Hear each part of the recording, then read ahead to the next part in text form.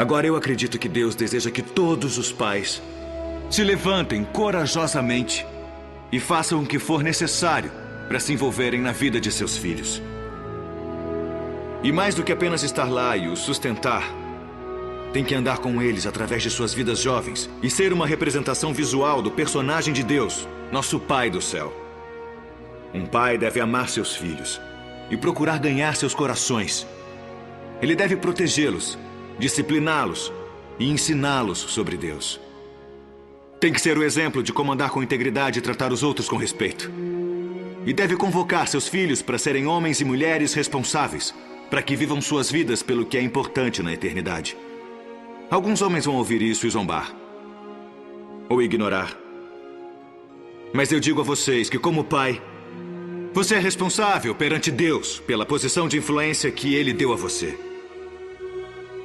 Você não pode dormir na direção só para acordar um dia e perceber que seu trabalho e seus hobbies não têm nenhum valor eterno, mas as almas dos seus filhos têm. Alguns homens vão ouvir e concordar com isso, mas não vão colocar em prática. Em vez disso, vão viver para si próprios e perder a oportunidade de deixar um legado divino para a próxima geração. Mas existem alguns homens que, apesar dos erros cometidos no passado, apesar do que os pais não fizeram por eles, irão dar a força dos braços e o resto dos dias amando Deus por tudo o que são e ensinando aos filhos a fazer o mesmo. E sempre, quando for possível, amar e ser mentor de outros que não tiveram paz em suas vidas, mas que precisam desesperadamente de ajuda e direção. Nós convidamos qualquer homem cujo coração esteja cheio de coragem a se unir a nós nesta resolução. Na minha casa, esta decisão já foi tomada. Não precisam perguntar quem vai guiar minha família, porque pela graça de Deus, eu vou. Não precisam perguntar quem vai ensinar meu filho a seguir Cristo, porque eu vou. Quem vai aceitar a responsabilidade de prover e proteger minha família? Eu vou. Quem vai pedir a Deus para quebrar a corrente de padrões destrutivos na história da minha família? Eu vou.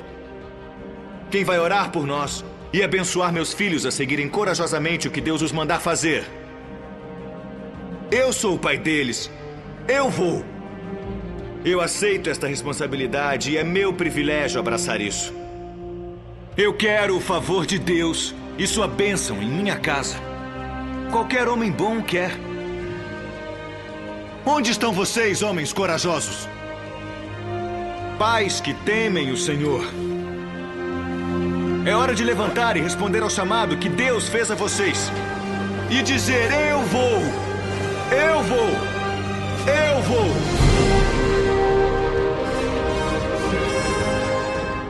Para que viessem ajudá-los, e eles vieram e encheram ambos os barcos ao ponto de começarem a afundar.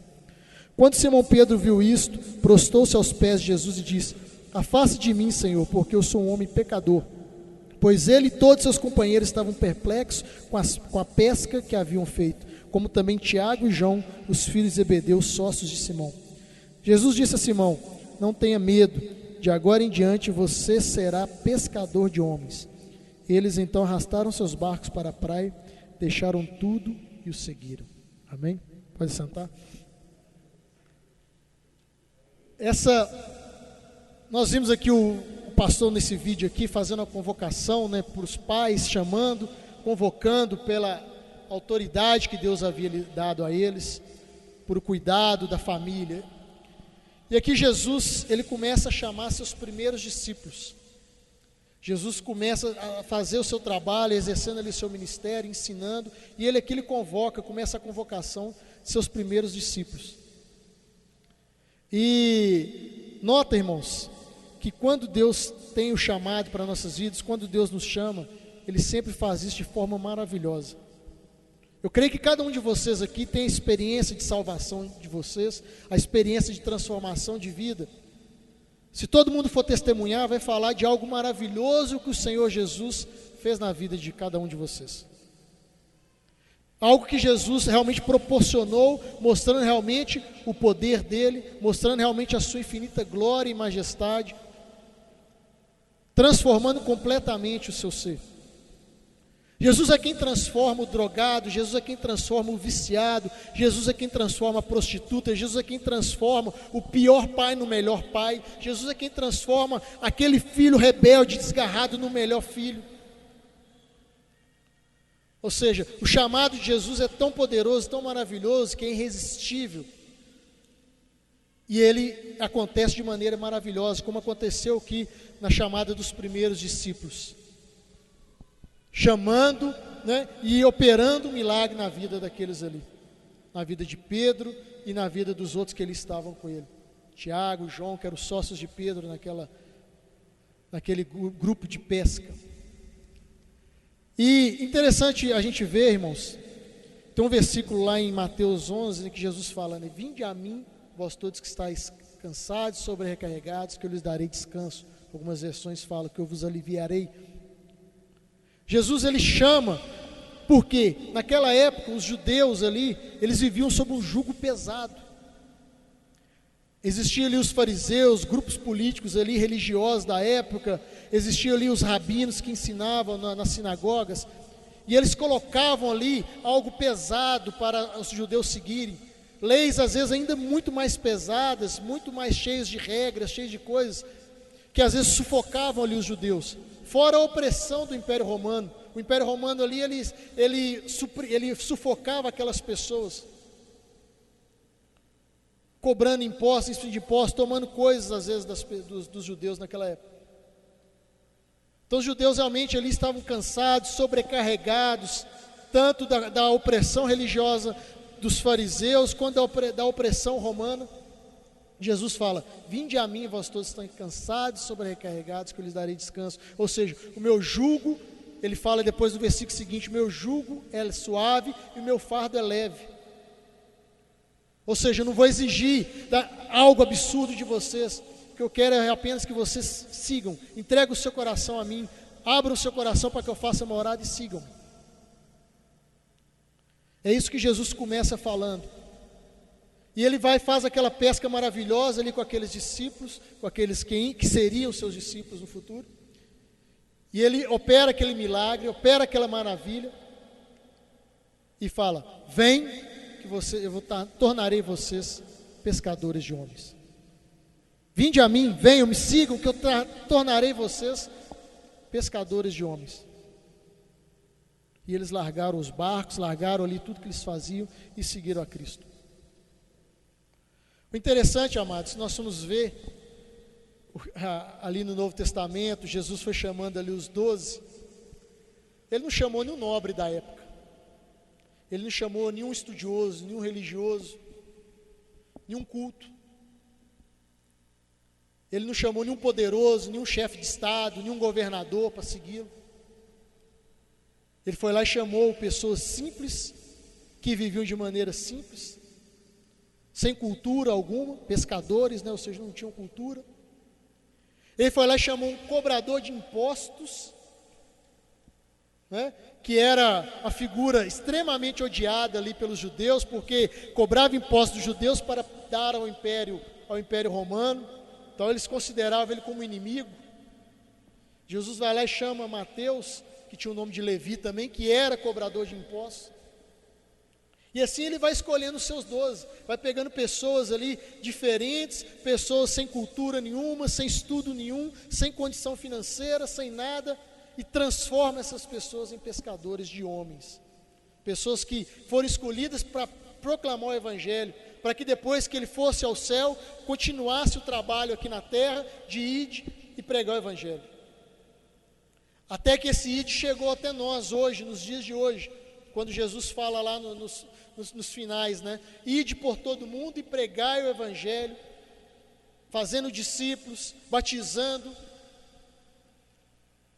Então, Jesus, ele dá aquele mandamento, ele fala para aqueles discípulos que ele chamou, que ele preparou, que ele escolheu, e dá um mandamento para que eles vão e continuem pregando, ou seja, continuem sendo pescadores de homens, continuem pregando o Evangelho e levando a palavra para vários cantos. E Jesus, ele deu aquele id, e esse id chegou até nós hoje, até a igreja de Cristo hoje. Essa palavra é para nós hoje. Ide por todo mundo e pregai o evangelho a toda criatura, batizando. Aí lá em Atos 1:8, né, fala: mas recebereis poder ao descer sobre vós o Espírito Santo, e serei minhas testemunhas, tanto em Jerusalém, como em toda a Judéia e Samaria, e até os confins da terra. Ou seja, ali eles receberam, né, o Espírito Santo e passaram ali a propagar o Evangelho em todos os cantos. E foi começando a chegar, chegou a Europa, a Roma, a Grécia e por aí vai, e chegou em nós até hoje. Então, graças a Jesus, graças a Deus que enviou seu Filho a Jesus, que preparou 12, e esses 12 propagaram, Paulo propagou o Evangelho, para que nós tivéssemos hoje o Evangelho, nós pudéssemos estar aqui nessa noite, reunidos como igreja do Senhor, celebrando e agradecendo a Ele, e também nos preparando para continuar cumprindo o ID. Nós não podemos ver igreja simplesmente como local para reunirmos como corpo de Cristo para adorarmos. Nós temos que ver igreja no cumprimento do ID, a todo instante. O Senhor Jesus chamou você, me chamou, nos escolheu, nos colocou aqui nesse lugar, porque Ele tem um propósito na vida de cada um. Porque Ele tem um caminho traçado na vida de cada um, e Ele tem um plano na vida de cada um. É por isso que nós estamos aqui nessa noite, é por isso que Ele nos escolheu, nos resgatou, é por isso que nós tivemos a oportunidade de conhecer a Cristo, porque Ele tem um plano e tem um propósito na vida de cada um, porque Ele realmente nos escolheu para cumprir o seu propósito em nossas vidas, e para que nós falamos realmente: Senhor, eis-me aqui, envia-me a mim, Senhor, eis-me aqui, usa-me como instrumento do Senhor para a pregação do Evangelho. Senhor, usa-me como instrumento do Senhor para falar das boas novas de salvação até os confins da terra. Ou seja, indo por todo mundo, o indo ali por todo mundo, é o que? É na nossa caminhada diária, é no dia a dia mesmo. Essa semana eu estava longe, fui lá para Manaus, me mandaram a trabalho lá, 3.000 quilômetros daqui. E é lá, eu tenho que estar lá e pregando o Evangelho lá. Você viajou, foi para o interior, foi visitar a família, foi fazer isso, foi fazer aquilo, mas eu estou indo ali fazer alguma atividade, mas também estou indo pregar o Evangelho, eu estou indo também ser instrumento do Senhor naquele lugar, naquela cidade, naquela vizinhança, naquele lugar que eu fui, naquela casa que eu fui. É o que? É todo instante, amados, é o tempo todo caminhando, pregando o Evangelho. E Jesus chama começa a chamar aqueles 12, e Ele começa a chamar ali, e fala, opera um milagre maravilhoso ali da multiplicação, daqueles peixes ali no lugar que não tinha pescado nada, mostrando o seu imenso poder, mostrando a sua imensa majestade ali para aqueles pescadores, e fala: vão comigo, vocês serão pescadores de homens. Então não pensa, amados, eu não tenho cultura, eu não conheço bem a Bíblia, eu preciso estudar a Bíblia, eu não sei fazer isso, eu não sei fazer aquilo. É um jargão muito comum, muito falado, né? Mas é verdade, o Senhor não chama os capacitados, Ele capacita os chamados. E é verdade, né? O Senhor, Ele não chama você, te escolheu porque você é um cara culto, porque você tem 3 faculdades, ou porque você tem dinheiro, boa posição social. Ele te chama você porque Ele escolheu você, pronto. Não tem razão. E Ele vai te dar total capacidade para que você seja o escolhido dEle e usado por Ele para ir por todo mundo e pregar o Evangelho, para ser instrumento dEle. Não há outra razão, é simples, é porque Ele nos escolheu, é porque Ele nos chamou, é porque Ele nos trouxe para um reino de luz, nos tirou das trevas e nos trouxe para a maravilhosa luz. É simples. Não pela nossa posição social, não pela nossa cor, não pela nosso gênero, mas sim porque Ele nos chamou. E quando Ele chama, Ele vai nos capacitar para sermos instrumento em suas mãos. E Ele coloca instrumentos para essa capacitação. A igreja é um dos instrumentos usados para a capacitação. Porque aqui nós aprendemos na escola bíblica dominical, aqui nós estudamos junto nas células, aqui nós louvamos, nós aprendemos, tem irmão que ensina o outro a tocar, né? Muitos aprenderam, eu aprendi a tocar na igreja, muitos aqui aprenderam a tocar na igreja, porque alguém, um irmão abençoado, pegou e gastou um tempo e ensinou. Muitos aprenderam a ler a Bíblia, a estudar a Bíblia, porque teve alguém na igreja que o ensinou a estudar a Bíblia, porque teve alguém que o discipulou, porque teve alguém que o acompanhou. Muitos foram libertos porque teve um que pagou um preço ali de estar orando, de estar intercedendo, de estar visitando, de estar cuidando. Então a igreja é um dos instrumentos que Deus usa. Não é o único, porque Ele é Deus, Ele pode usar qualquer coisa. Mas é um instrumento que Ele usa, porque a igreja é a noiva dEle. A noiva de Jesus, aquela a quem Ele ama, aquela que ele cuida e vai voltar para buscar. Essa é a promessa dEle. Então é um instrumento usado realmente para nos preparar, para nos capacitar. Então nós não podemos falar, eu não sou capacitado, eu não tenho condições de fazer. Tem, se o Senhor te chamou, você tem, e Ele vai te dar condições para isso. Porque Ele vai colocar pessoas próximas a você que vão te capacitar. Vai colocar pessoas próximas a você que vai te ajudar, que vai te fortalecer, que vai te ensinar a tocar, que vai te ensinar a ler a Bíblia, que vai te ensinar a fazer as coisas. Vai interceder por você, vai caminhar com você. E é isso que Jesus faz, quando Ele começa a chamar os seus discípulos, Ele faz isso, Ele prepara eles. Ele não chamou ninguém capacitado, Ele não chamou ninguém inteligente, experiente, culto ali, estudioso, conhecedor da lei. Não chamou nenhum rabino, nenhum doutor da lei, Ele chamou pessoas simples. E foi capacitando cada uma delas, no dia a dia. Como que Ele capacitou? No discipulado diário. É o dia a dia, a caminhada diária. Nós devemos aproveitar a caminhada diária para aprendermos com as pessoas e para ensinarmos as pessoas, para trocarmos experiências como cristãos, como servos de Deus vivo, para ajudarmos um ao outro na caminhada. E é nessa caminhada que Jesus vai ensinando os discípulos. Eles caminharam ali por 3 anos, quase. Jesus ensinando, orientando, ensinando, falando através de parábolas, operando maravilhas, admoestando. Chegou uma hora que Jesus falou, a multidão toda estava aqui, não tem ninguém mais, porque Ele começou a falar duro com o povo, vocês também podem ir se quiser. Com os mesmos 12 que Ele chamou, Ele falou, se vocês quiserem, vocês podem ir. Porque para me seguir é assim. E os 12 continuaram com Ele. Então, amados, é uma condição favorável para nós cristãos. Nós achamos que nós não temos capacidade, nós achamos que não podemos, mas o Senhor Jesus nos mostra através das Escrituras que nós podemos ser preparados, nós podemos ser orientados e ensinados para seguir e fazer cada vez melhor para Ele. Algumas condições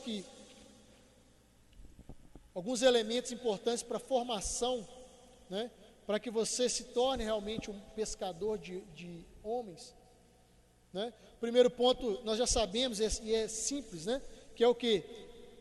Saber do poder de Cristo. Ter Cristo como Senhor e Salvador das nossas vidas e conhecer o seu poder. Conhecer o maravilhoso Deus que nós servimos. E nós, igual eu falei no início, todos nós tivemos uma experiência de salvação. Eu cresci num lar evangélico, desde criança meu pai e minha mãe sempre me levaram à igreja. Mas eu tive uma experiência de salvação. Eu tive o meu momento de confessar a Cristo como Senhor e Salvador da minha vida. Então todos nós aqui tivemos uma experiência de salvação, então nós reconhecemos o Senhor como Salvador de nossas vidas, reconhecemos o seu poder, reconhecemos a sua glória e majestade, que Ele é o Senhor, o Rei dos Reis. Aí Ele transforma as nossas vidas. O segundo ponto sabemos o que? Somos falhos, pecadores, diante da majestade e glória de Jesus. Olha o que Pedro fala aí no versículo 8. Quando Simão Pedro viu isso, prostrou-se aos seus pés de Jesus e disse: afasta-te de mim, Senhor, porque eu sou um homem pecador. Pedro ali reconhecendo que ele é, Paulo mesmo fala lá em Romanos, é miserável homem que sou. Reconhecendo que a sua total dependência de Deus, porque sabendo que sem Deus, sem Jesus, nós não somos nada. Sabendo que Ele é todo poderoso, que Ele é grande e nós não somos ninguém. Ou seja, o importante é que Ele cresça e nós diminuamos. Essa é a questão. E Paulo fala, miserável homem que sou. Hoje de manhã a gente estava falando sobre o pecado, né? E a gente tem que, a primeira coisa, o primeiro ponto importante ali, é quando nós cometemos uma falha, é nós reconhecermos essa falha, nos arrependermos e pedir perdão a Deus. E não pensa que, pelo fato de já sermos salvos, nós não cometemos erro, né? Que lá em 1 João fala, né? Que aquele que diz que não tem pecado algum é mentiroso. Porque realmente nós somos falhos, a nossa natureza ainda é pecaminosa.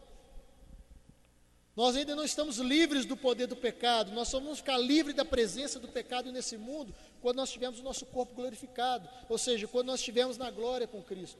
Lá nós teremos um corpo glorificado, uma nova vida, e aí nós estaremos livres da presença do pecado, porque o mundo jaz no maligno. Então nós temos que reconhecer isso, saber da nossa condição e clamar a Jesus, falar, Senhor, nós não somos nada sem o Senhor, eu preciso do Senhor para tudo, para fazer em todos os momentos da minha vida, eu preciso do Senhor me ajudando, eu preciso do Senhor me fortalecendo. Sem o Senhor eu não consigo nada. Saber que sem o Senhor nós não conseguimos pregar, sem o Senhor nós não conseguimos anunciar o Evangelho, sem o Senhor nós não vamos aprender a palavra conforme ela é. Que é Ele que vai nos capacitar, Ele que vai nos ensinar, vai usar pessoas para nos ensinar, vai usar pessoas para nos ajudar. Nós somos completamente dependentes dEle. Quando Pedro fala, afasta de mim, Senhor, que eu sou pecador, ou seja, Pedro reconhece a majestade de Jesus e fala, eu não sou digno de estar próximo a Ele. E se for olhar, ninguém é digno mesmo. Se formos olhar, ninguém é digno, mas é pela misericórdia, pela graça dEle que nós estamos perto, que Ele nos chamou. Não foi por obras, né? Foi pela graça, infinita bondade e misericórdia de Deus. Então Pedro ele fala aquilo e fala, não, Senhor, o Senhor é maravilhoso, eu não posso ficar perto de Ti. Ele fala, não tem problema, vem comigo que eu vou te ensinar, vem comigo que eu vou te capacitar, vem comigo que eu vou te orientar, vem comigo que nós vamos caminhar juntos. E eu vou mostrar para você ainda mais o meu poder, ainda mais o que Deus me mandou fazer. E ainda mais eu vou mostrar para você o quanto vocês podem ir e pregar e anunciar as boas novas de salvação. E no nome de Jesus eles fizeram maravilhas, eles operaram milagres, curaram enfermos, expulsaram demônios, batizaram no Espírito Santo. Outro ponto importante, né? Do discípulo ali, do seguidor, do pescador de homens, é a obediência. Jesus falou com ele, ó, vá, lance a rede. Ele questionou primeiro, né? Senhor, eu já pesquei a noite inteira. Fiquei a noite inteira aqui no barco, aqui jogando a rede, puxando a rede, não pescamos nada. No primeiro momento ele titubeou. Como qualquer homem falho faz, nós também, quando o Senhor fala algo, quando o Senhor nos manda algo, quando nós temos a orientação de Deus, no primeiro momento nós titubeamos. No primeiro momento nós pensamos, será? Oh Deus, eu já fiz isso, será que vai dar certo? Senhor, tem certeza disso? Eu vou ou não vou? Faço ou não faço? Oh Senhor, como é que eu vou? A gente fraqueja mesmo, porque nós somos falhos. No primeiro momento Pedro fraquejou, Senhor.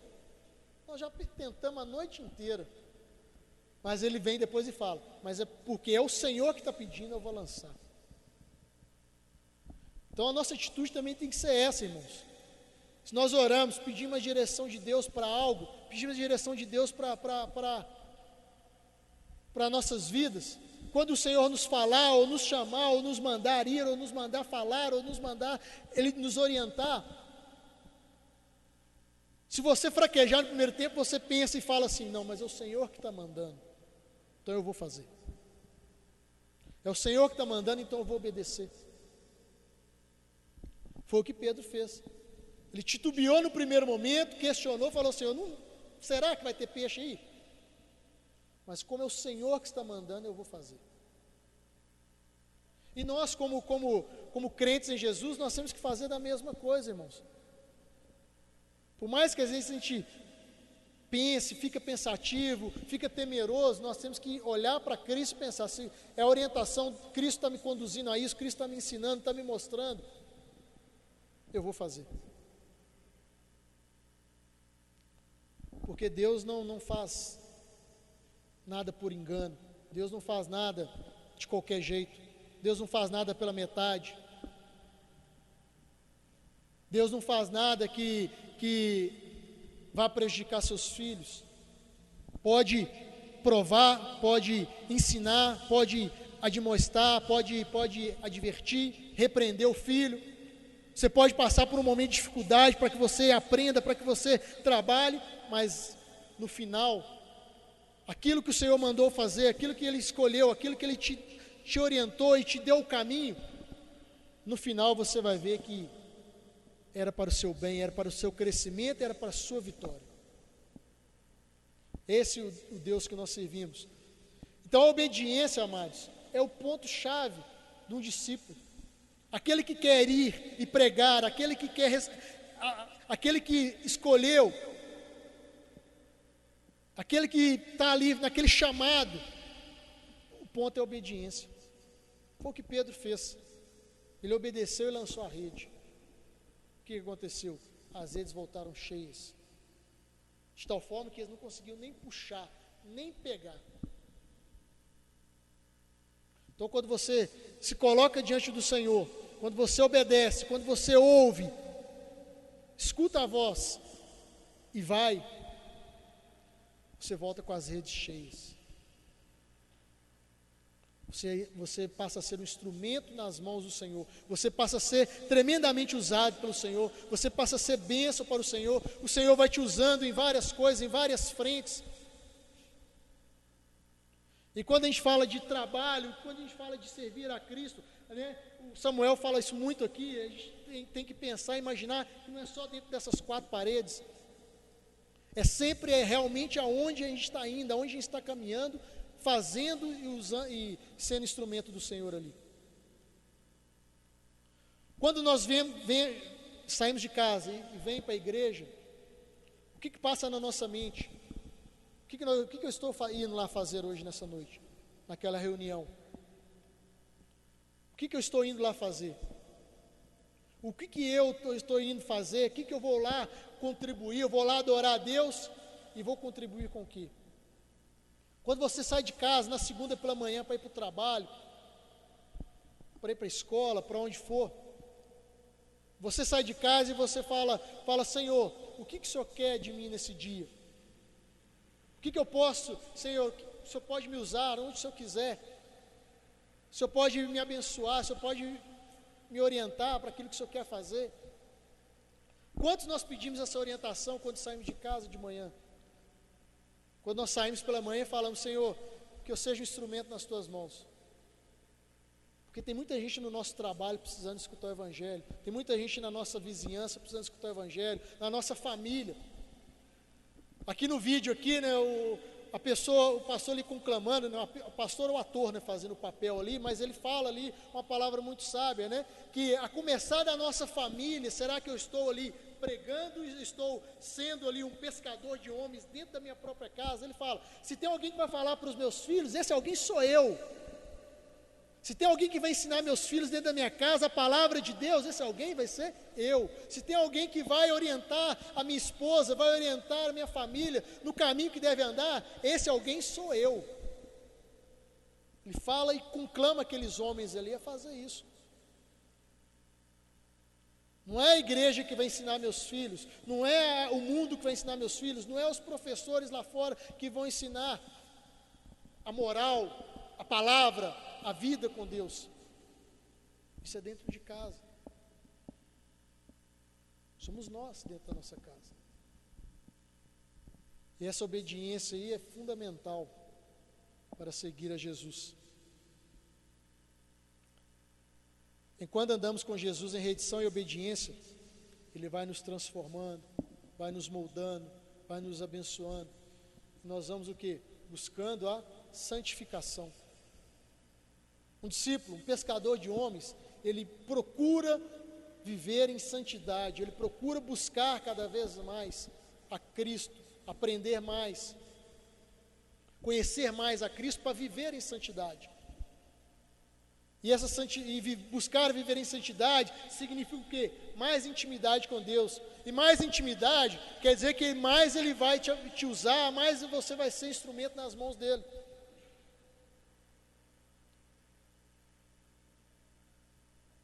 E mais você ainda vai ser provado, porque você vai ser mais aprovado e mais aperfeiçoado. Mais ainda instrumento. Quanto mais aperfeiçoado, mais maduro você se torna, mais conhecedor do poder de Deus você se torna,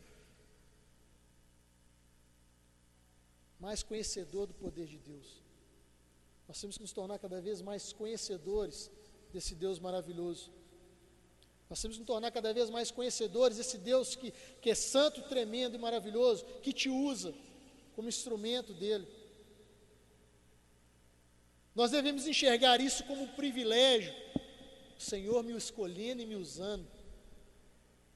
Olha que algo maravilhoso.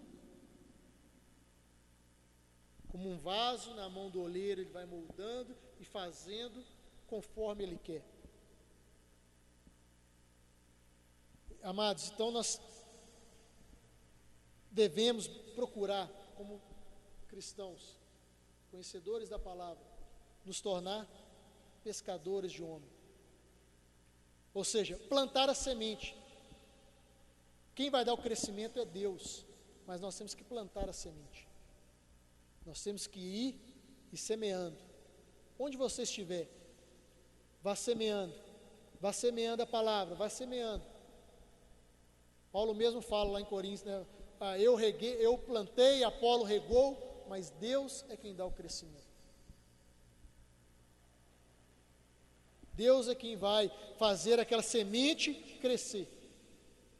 Mas o nosso papel é semear. Nosso papel é ir lá e arar a terra, lançar a semente. Porque a semente, de acordo com a vontade de Deus, ela vai encontrar um solo fértil e ela vai brotar.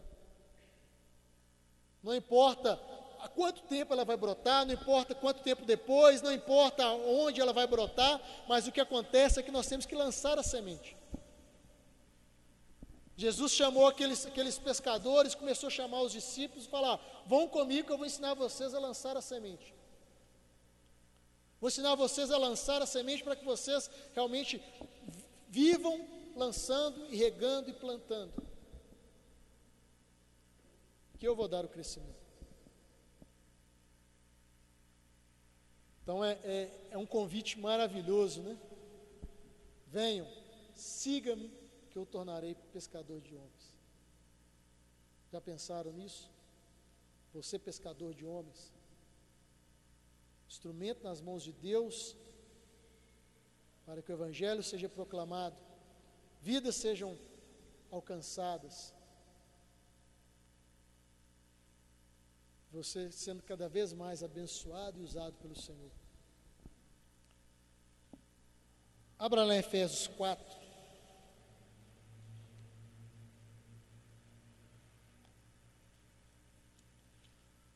Efésios capítulo 4.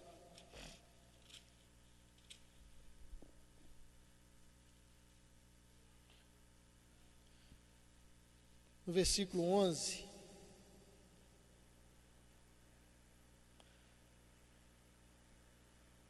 Fala assim, ó. E ele designou alguns para apóstolos, outros para profetas, outros para evangelistas, outros para pastores e mestres, com o fim de preparar os santos para a obra do ministério, para que o corpo de Cristo seja edificado, até que todos alcancemos a unidade da fé e do conhecimento do Filho de Deus e cheguemos à maturidade, atingindo a medida da plenitude de Cristo. Então, amados, aí Paulo ensinando aos Efésios, ele fala, né, que a uns é dado mestres, pastores, evangelistas, apóstolos. Depois lá em Coríntios, nós vamos ler depois falando sobre os dons. Então, cada um é dado algo para a edificação dos santos, para a edificação do corpo. Então, cada um foi chamado, cada um Deus foi lá e resgatou das trevas, deu uma nova vida para que vocês sejam usados na unidade do corpo, sejam usados para a edificação do corpo. Além de semear, além de plantar, de pregar o Evangelho, do ir e pregar o Evangelho a toda criatura, também nós somos convidados ao quê? A agir no corpo de Cristo, como pessoas que vão ajudar na edificação do corpo, ajudar no amadurecimento do corpo, na frutificação.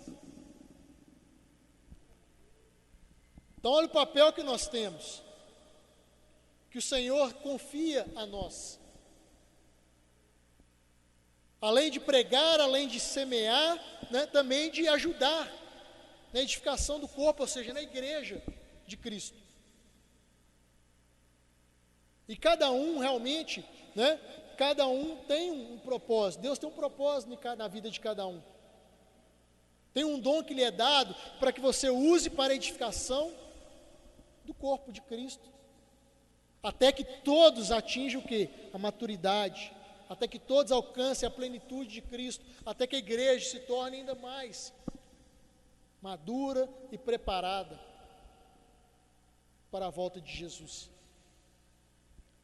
Então nós como igreja, nós somos chamados a ir por todo o mundo, pregar o Evangelho, ser pescadores de homens, lançar a semente, lançar a rede. Também somos chamados também a ajudarmos na edificação do corpo, no crescimento, no amadurecimento do corpo. Cada um tem uma função nesse corpo. Lá em Coríntios 12 fala, né? Podem ser todos pé, podem ser todos mão, podem ser todos cabeça. A cabeça é um só, que é Cristo. Mas nós fazemos parte desse corpo, e cada um tem uma função importante nesse corpo. Cada um tem uma função que realmente vai contribuir para o bem-estar desse corpo. Uma unha que você arranca aí, as mulheres arrancam, gostam de tirar cutícula aí, ó, uma cutícula que sai a mais ali, que arranca um bife ali, dói, incomoda. Uma coisa pequenininha, mas incomoda, machuca. Assim é o corpo. Quando o corpo de Cristo está bem, quando o corpo está saudável, que a igreja ali está saudável, o corpo está bem. Nós precisamos o quê? Aquilo que o Senhor nos chamou, aquilo que o Senhor tem nos usado, nós usamos com amor e alegria e continuarmos usando a todo instante, a todo momento. Por isso que nós temos que estar em mente, na nossa mente, né? Qual que é o meu papel nesse corpo? Qual que é o meu papel na igreja de Cristo? O que o Senhor tem me chamado a fazer? O que o Senhor tem te chamado, meu irmão, a fazer? Ele não chamou realmente para você ser espectador de culto. Ele te chamou para que você realmente sirva a Ele com alegria, com louvor, e trabalhando e ajudando na pregação do Evangelho, e ajudando na edificação do corpo, que é a igreja. Se Ele te chamou, se Ele te trouxe para a luz, é porque Ele vai te usar em alguma coisa. Ele te quer como instrumento dEle para alguma coisa. Ele não te trouxe, Ele não te colocou aqui nesse lugar, nessa noite, à toa, em vão. Ele te colocou aqui porque Ele quer te usar para alguma coisa. Ele quer usar realmente você para a honra e glória do nome dEle. Não para a nossa honra e para a nossa glória, para o nosso ego, mas para a honra e glória do nome do Senhor. Mas Ele quer te usar para algo. Ele te chamou realmente para que você tenha vida em abundância e frutifique. Ele fala, né? A árvore que não dá frutos, ela é cortada e lançada fora. Então Ele nos chamou para que realmente frutifiquemos e demos bons frutos, como igreja do Senhor. E cada um de vocês, cada um de nós, recebeu um dom, recebeu algo de Deus para que você exerça e faça. Se você não está exercendo, como foi conclamado aqui no vídeo, eu conclamo a você a orar e falar: Senhor, onde o Senhor quer me usar? Eu não estou fazendo nada ultimamente. Não estou sendo usado pelo Senhor. Realmente estou fraco. Não tenho falado do Senhor Jesus para ninguém. Não tenho sido instrumento na igreja do Senhor. Não tenho me dedicado, não tenho me colocado à disposição para o Senhor me usar onde o Senhor quiser. Mostra-me, Senhor, o que eu devo fazer. Usa-me, Senhor, porque eu sei que o Senhor não me chamou para que eu fique parado. Eu sei que o Senhor não me chamou para que eu ficasse aqui esperando, só recebendo, mas para que eu realmente contribuísse e participasse ativamente do corpo. E seja um instrumento nas mãos do Senhor. Então, amados, pensa nisso. Ore. Busque a direção do Senhor para que Ele tem te chamado. Você pode contribuir de várias maneiras. Você pode ser usado de várias maneiras. Você pode ser instrumento de Deus para a pregação do Evangelho, para a edificação dos santos, para abençoar uma pessoa que às vezes está do seu lado, que precisa de uma palavra amiga, que precisa de uma ajuda, que precisa de uma simples oração, e você pode ser aquele intercessor por aquela família, por aquela vida. Você pode ser aquela pessoa que vai discipular alguém, que vai caminhar com alguém, que vai ajudar alguém em oração e ensino da palavra. Você pode ser aquela pessoa que vai ser usada pelo Senhor no seu trabalho. O ambiente no trabalho está muito ruim, você vai ser aquela pessoa usada pelo Senhor ali no trabalho. E vai lançar a semente ali. Vai lançar a semente na sua família. Nossa, tem tanta gente na minha família que está precisando, que está assim, está assado. Mas você pode ser o instrumento do Senhor para aquela família, para a sua família. O que falta mais em nós é o quê? É buscarmos de Deus o que Ele quer de nós. Falarmos: Senhor, eis-me aqui. Me mostra onde eu tenho falhado. Me mostra onde eu tenho falhado e onde eu preciso melhorar, para que realmente eu seja esse pescador de homens que o Senhor me chamou para ser. Que eu seja essa pessoa que seja instrumento do Senhor ali na igreja, na convivência com as pessoas, na caminhada diária. Para que o Evangelho seja proclamado através de nossas vidas, das nossas atitudes, do nosso testemunho, daquilo que nós falamos e pregamos e proclamamos. Para que realmente o Senhor Jesus nos use. Para que chegar no final da vida nós falamos igual Paulo, né? Combati o bom combate. Imagina, você chegar lá nos seus últimos anos de vida, como Paulo chegou, ele escrevendo para Timóteo, ele fala: combati o bom combate. Enquanto eu tive fôlego, força, eu estava ali, fervoroso em oração, em proclamação da palavra, em anúncio do Evangelho, em vida com Deus, em testemunho. Para que quando nós chegarmos no final da nossa vida, tiver aquele momento de reflexão, nós possamos pensar: graças a Deus, o Senhor me abençoou, o Senhor me usou, eu fui instrumento nas mãos do Senhor.